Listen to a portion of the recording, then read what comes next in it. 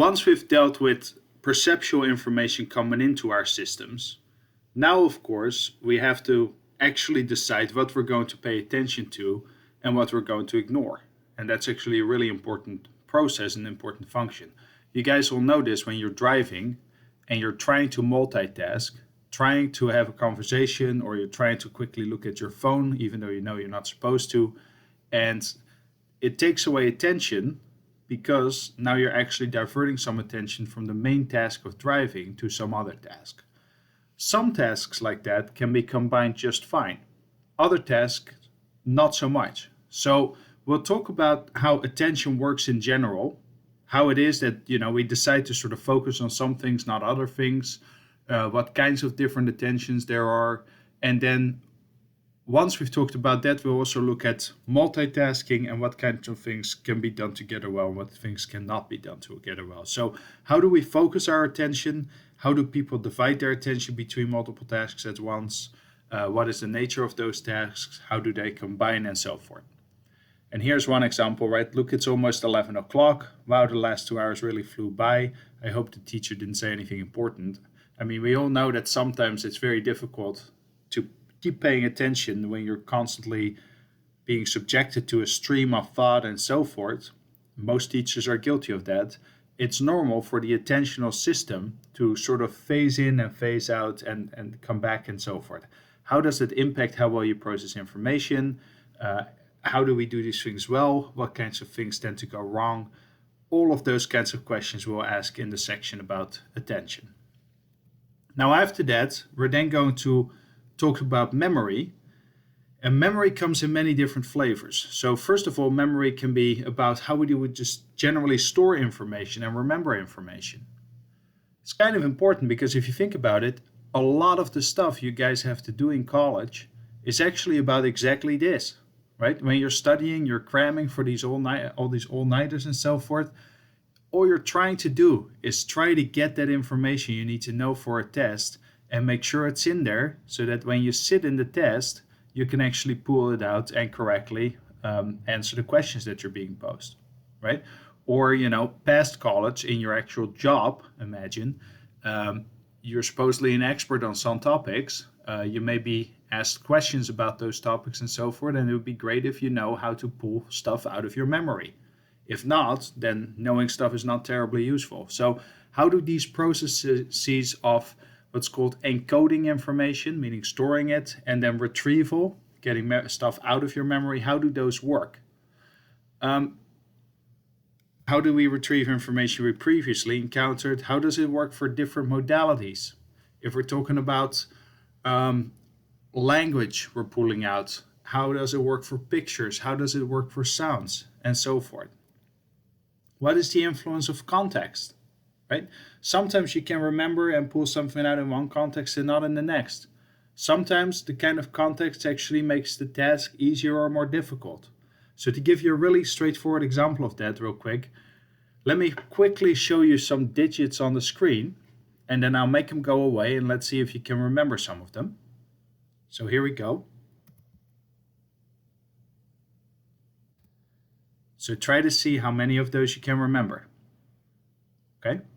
Maybe try to write them down. Now, let's do it again.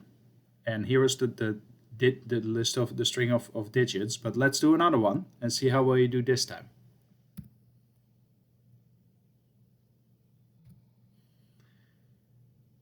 Again, write them down. What's interesting here is that if you compare those two strings of digits, they're actually the exact same numbers, just in a different order. But it's likely that the second string you found to be much easier than the first one, especially if you have some familiarity with phone numbers in this area, right? 856, we know that that's the area code. 225 is actually the campus code. And then once you know that, 6485 happens to be the number of my office, which at the moment is not functional, but it would be. So what's interesting there is that the second string is much easier to remember than the first string. Even though the number of digits is the same, we can make sense of the second string because we have some level of context. The second you realize it's a phone number, right, from Camden area, it's a lot more easy to remember. So how do we remember those kinds of things? What's the influence of context? How do we remember pictures? How accurate is our visual memory? And then what about sounds? How does that work? Do visual memory and sound memory, auditory information rely on similar sources? Are they different? And so forth. So all of this stuff we'll talk about in the section on memory. As we become knowledgeable about stuff, how does that work? Is it like a bookcase where we have our different topics we took in college and we kind of have, let's go to the shelf on this topic or let's go to the shelf on that topic? Is it kind of a mumbo jumble where things are not as organized and not as tightly actually separated? At a neuronal level, how does this work? How do we form new connections, and how do somehow neurons represent information? Neurons, those cells in our brain. And as we get more and more knowledge, as it deepens, is it kind of like a bookcase that just keeps building and deeper shelves and deeper shelves? Or is it somehow structured differently? What does this actually look like? What do we know about this? And then also what can go wrong with memory? If we have a certain part of our brain that gets damaged, what happens to our memory? Is it just sort of a one-size-fits-all, everything is gone? Or is there some memories that last, others that disappear? And how does all of this work? So we'll talk about all of that. Then, of course, there's decision making. And I mean, especially at this time, we're living in a difficult time when it comes to decision making. Middle of this pandemic, trying to get as much information as we possibly can, and trying to weigh things, risks, benefits, and so forth. Are there some ways in which people tend to make stereotypical decisions? Are people wrong in stereotypical ways? Are people correct in stereotypical ways? How does this actually work? And there's a link here that I've posted. You can take a look at an experiment right there, and it gives you some idea of how a problem may be described, either in positive terms or in negative terms, may actually have a vastly different outcome in terms of how you think about a problem, even though the numbers are actually objectively the same. So we'll talk about that more in the section of decision making. Now, decision making is not always that complex. Decision making also involves, imagine you go to campus and you live in Philly. Do you decide to walk across the Ben Franklin Bridge, bike across the bridge, take the Patco across the bridge, drive your car across the bridge? Every single day we make these kinds of decisions. How exactly is it that we weigh different factors and actually come up with some sort of action plan? Decide on one thing and not all the other possible things.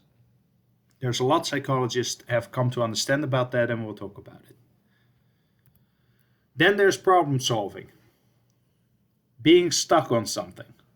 Isn't that just beautiful? And how do we get past a problem? Right? How do we solve problems? Are there better ways of solving problems? Particular strategies that make it more likely or less likely that you will solve a certain problem? You can understand why scientists and just society as a whole is interested in this problem, because if we know better how problem solving works in our mind, then maybe we can create circumstances that make solving problems more likely. And then maybe we will cure cancer and not be stuck with it for who knows how long. Maybe we will find a way to solve COVID, develop that correct vaccine, and then we can move on and it's no longer a problem. So problem solving and the structure of how this works in our minds and in our brains is of extreme importance and of interest to psychologists and scientists alike. Here's one example problem. Connect all 9 dots with 4 straight lines without lifting your pencil. Now I'll give you a second to try this, and if you really want to try, just pause the video for a minute. But what most of you will do in your first attempt is something like this. And you'll notice, oh crap, there's 1 dot that I have not managed to cover, but I use my 4 lines, so now what? Well, I'll give you a hint. Think outside the box. So imagine if you're allowed to actually extend the lines past where these dots are. Now give it another second and pause again if you want to. If not, here's what you can do to actually solve this problem. That kind of problem solving is of interest to psychologists as well, because again, we go from being stuck to having what's called an aha moment or an epiphany or a eureka moment, and we go straight from being very stuck to very much not being stuck, and that's just beautiful. How does that work? What are the circumstances that tend to give rise to these aha moments? Those aha moments have given rise to breakthroughs in science. Sometimes it's just that you've been stuck on something and now you're not. So how does this work? We'll talk about that. Then we will move on to talk about motor cognition, meaning at that point we've talked about a whole lot of cognitive machinery. Thinking, reasoning, perceiving, attending, remembering, and so forth. All of that would be entirely useless if we then couldn't take the decisions we've made or the perceptions we've had and actually translate them into some sort of action onto the environment. Right? A lot of our thought, it's great that we could see and sit in a rocking chair all day and think about the structure of the universe. If you couldn't actually get up and do something with those thoughts, then you might as well not have a brain. So motor cognition is a very interesting field that's all about how do we translate all of those mental processes into actions. How do we plan actions? How do we observe other people's actions and make sense of those? How do we learn new actions in development? Right? If you've seen babies, you know that they start off just laying on their back, extremely lazy creatures. Not very capable either. If you see a baby eat, the food goes all over their faces. Now, hopefully, last time you went to a restaurant, you didn't look like that anymore. So how exactly is it that these actions become refined and we actually become quite capable in organizing our actions in a way that we can successfully interact with the world? How do we coordinate our actions together with others? And of course, this is hard right now in our 6-foot distance society, but normal circumstances, I could pick any of you guys up and say, hey, let's go move some furniture. A friend of mine needs to move to a new apartment. We don't need to have a massive discussion about how we're going to pick up a couch to move it. Right? Somehow we come up with the intention together, we coordinate our action plans, and we just make it happen. How does all of that work? So we'll talk about some of that.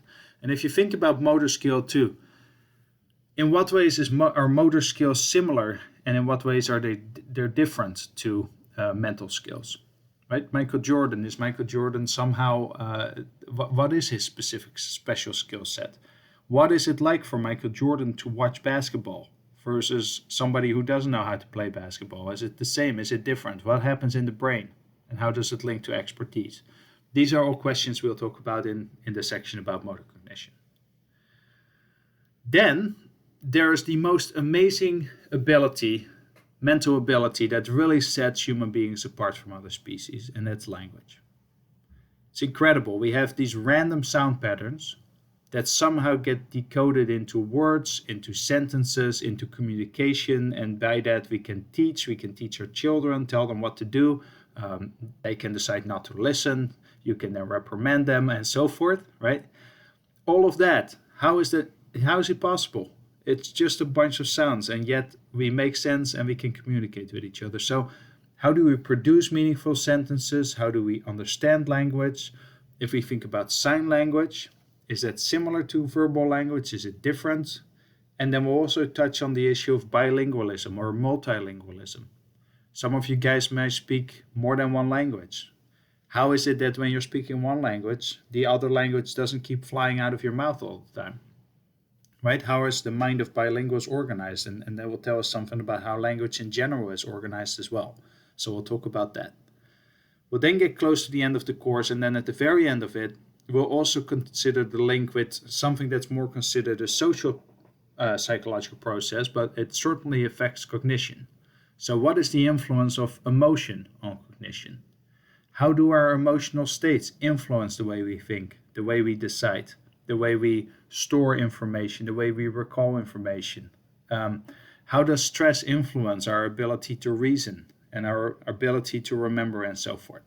So in my mind, talking about cognition in complete isolation is not really appropriate, because obviously our emotional states can have a vast impact on all of our cognitive machinery. So we should consider how that exactly works, and we'll talk about what we know.